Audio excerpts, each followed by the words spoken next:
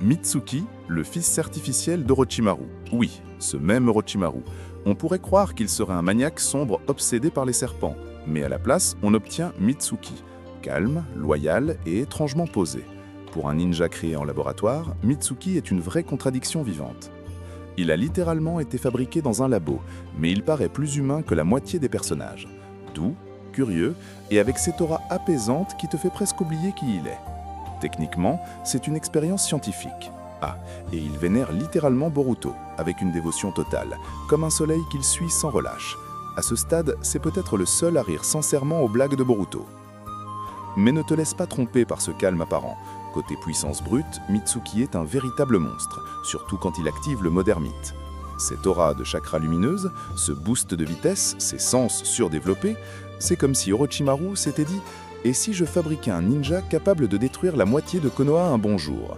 Pendant son combat contre Inki, Mitsuki a libéré le Modermite en instant. Terrifiant. Le changement d'énergie a été immédiat. Inki est passé de sûr de lui à paniquer en une seconde.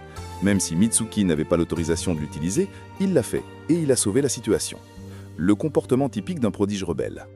Le Modermite est puissant, oui, mais il en dépend trop. Sans lui, le potentiel de combat de Mitsuki baisse d'un cran. Et il a du mal face au jutsu ou aux adversaires extrêmement rapides, ce qui est ironique vu sa propre vitesse. Mitsuki est présenté comme quelqu'un qui pourrait même surpasser Orochimaru. C'est énorme. Orochimaru terrorisait autrefois tout le monde ninja. Si Mitsuki continue d'évoluer, il pourrait bien devenir l'arme secrète de Konoha. Silencieux, rayonnant, et toujours à un seul Modermite de briser le champ de bataille. Guru Guru. Si Zetsu blanc paraissait déjà étrange, alors Guru Guru était carrément bizarre. Cette variante avait un design en spirale, presque comique, avec une personnalité complètement loufoque. Les fans plaisantent souvent en disant qu'il ressemblait plus à une décoration d'Halloween qu'à une arme dangereuse. Mais ne vous fiez pas aux apparences. Guru Guru avait un rôle crucial à jouer.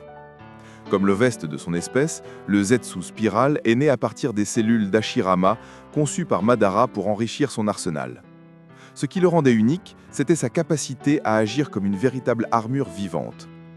Quand Obito se remettait encore de ses blessures après l'incident du pont Kanabi, le Zetsu Spiral s'est littéralement enroulé autour de son corps, lui offrant mobilité et protection. C'était comme des petits trous d'entraînement pour Obito, sauf que celles-ci pouvaient faire pousser des arbres et fracasser des rochers. Les pouvoirs du Zetsu Spiral étaient réellement impressionnants. Il donnait à Obito une défense renforcée, une régénération rapide et l'accès au Mokuton, libération du bois, à la fois en attaque et en soutien. Avec ce boost, Obito est passé d'un gamin brisé et alité à un véritable futur colosse en devenir. Kabuto, la main droite d'Orochimaru, a fini par se dire « Tu sais quoi, je vais devenir un Orochimaru 2.0, mais en mieux ». Kabuto a toujours eu l'intelligence et le génie médical, mais quand il a commencé à bricoler avec les cellules d'Hashirama, on est passé du glauque à l'horreur pure. Pendant la 4e Grande Guerre Ninja, Kabuto s'est renforcé avec de l'ADN provenant de multiples sources, dont celui d'Hashirama. Ces cellules servaient surtout à la régénération et à la vitalité, augmentant une capacité de guérison déjà hallucinante.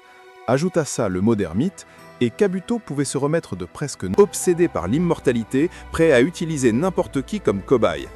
Certes, il fait partie des légendaires Sannin, mais il est surtout le shinobi qui a transformé le vol de corps en carrière à plein temps. Pour Orochimaru, les cellules de Hashirama étaient comme le Graal ultime. Si Hashirama pouvait se régénérer instantanément, vivre plus longtemps et manier le Mokuton comme une force de la nature, alors Orochimaru voulait absolument tout ça dans son cocktail génétique. Après avoir mis la main sur les restes de Hashirama, il a commencé à implanter ses cellules dans son propre corps. Pas pour tester le Mokuton, mais pour poursuivre son rêve d'immortalité. Et les résultats? Eh bien, Orochimaru a obtenu une régénération largement supérieure à celle d'un shinobi normal. Il pouvait survivre à des blessures normalement mortelles, prolonger sa vie et renforcer son corps au point de continuer à transférer son âme de réceptacle en réceptacle. En théorie, les cellules de Hashirama rendaient son projet de serpent immortel plus stable. Il pouvait même manipuler le Mokuton d'une manière étrange, mais soyons honnêtes, son style n'avait rien d'élégant. Si les jutsu de Hashirama étaient une majestueuse forêt, ceux d'Orochimaru ressemblaient plutôt à une expérience de science foireuse et inquiétante. Mais, comme toujours, il y avait un prix. Orochimaru ne pouvait pas supporter la puissance pure de Hashirama. Son corps était déjà surchargé de malédictions, de techniques interdites et de transferts d'âme constants. Ajouter les cellules de Hashirama par-dessus ne faisait que créer des conflits. Au lieu de devenir le shinobi divin et parfait qu'il rêvait d'être, Orochimaru devait colmater les fissures grâce à sa technique de changement de corps. S'il ne changeait pas régulièrement d'autres, son corps se désagrégeait sous la pression. Au final, les cellules lui ont offert de la longévité, mais jamais la maîtrise totale qu'il convoitait. Danzo. Passons maintenant à l'une des figures les plus controversées de la série, Danzo Shimura. Si la politique de l'ombre avait un visage, ce serait le sien. Chef de la Racine, éternel rival d'Hiruzen et dictateur de l'ombre autoproclamé de Konoha.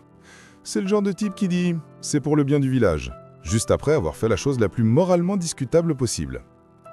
Alors, où interviennent les cellules d'Hashirama? Danzo n'était pas satisfait d'une seule amélioration douteuse. Non, il a demandé à Orochimaru d'implanter directement les cellules d'Hashirama dans son bras droit, puis d'y entasser 10 Sharingan, comme s'il collectionnait des cartes Pokémon.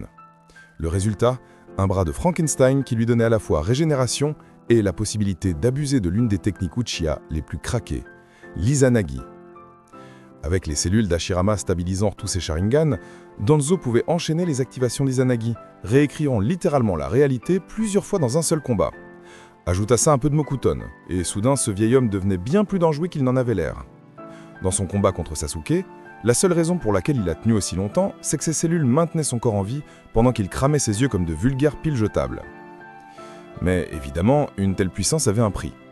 Son contrôle sur ses cellules était faible, laissant son bras grotesque et instable. Chaque utilisation d'Izanagi signifiait la perte définitive d'un Sharingan.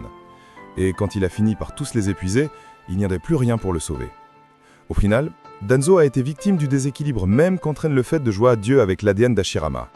Sa chute a prouvé que même avec les cellules les plus puissantes du monde, on ne peut pas tromper la mort éternellement.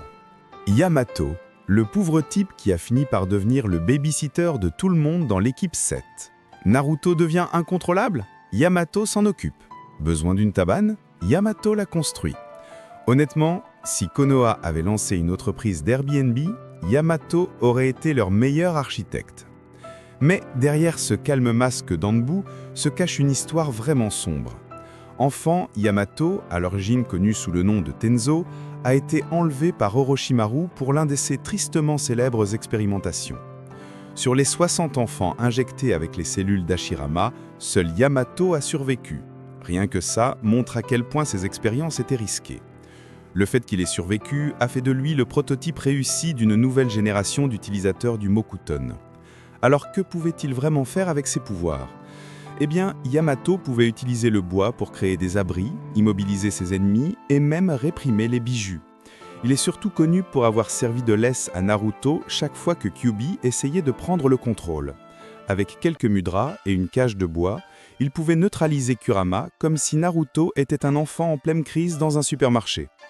En plus, les cellules d'Hashirama lui donnaient une régénération légèrement améliorée et assez de chakra pour tenir dans des missions dangereuses. Mais soyons clairs, Yamato était loin du niveau d'Hashirama. Son Mokuton, c'était comme comparer un bonsaï à une vraie forêt. Il savait faire les bases, certes, mais les techniques à grande échelle n'étaient pas son domaine. D'en abuser l'épuisait rapidement et il avait même besoin de talismans pour aider à réprimer Kyuubi.